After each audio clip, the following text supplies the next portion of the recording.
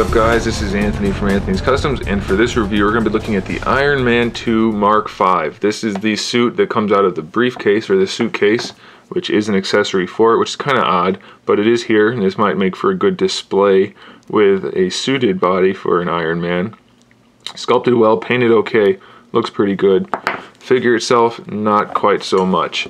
He stands 6.5 inches tall. He's really pretty skinny, which makes a little more sense since it's the modular, not modular armor, because that's an actual thing. It's the, whatever, suitcase armor, so it doesn't look as bulky, but the figure is just not that good. The way they have this chest sculpted, it really detracts from the overall look of the figure. Comes with a total of 6 hands. He has a fist for each side.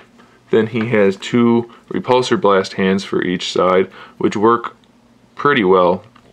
They do have a hinge, so they can point forward to a pretty good degree. And then he has 2 semi-open hands, which can hold the briefcase if you want them to. Repulsors are all painted well on the hands. It's painted pretty well on the chest, and the eyes are painted pretty well.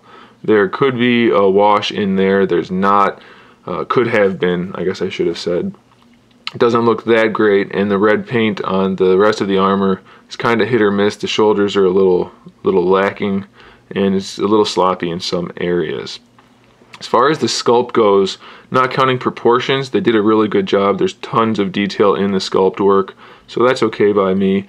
One problem is, I don't know how this happened, every single one of these has a little cone head, a little lump on the top of his head. So I don't know why that's like that, and it would be really hard to match that paint, so I haven't sanded mine down, but it is there and it is a problem. The articulation in the head is pretty limited.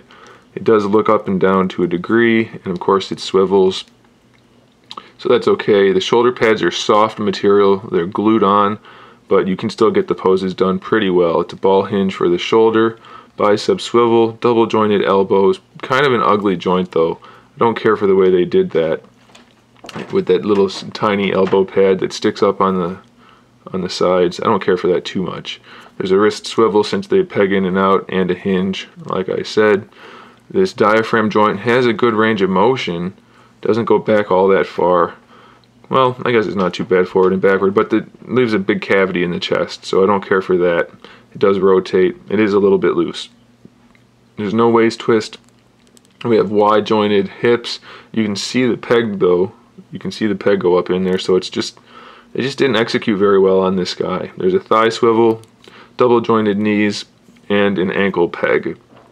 So it does have a little bit of play to it, but it's really just a swivel.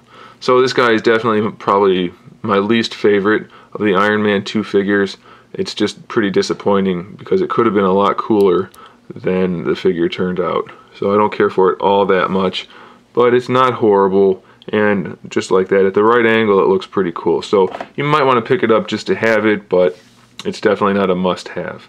Thanks for watching, guys. Stay tuned for more figure reviews, more custom figures, and other good stuff. In the meantime, keep collecting.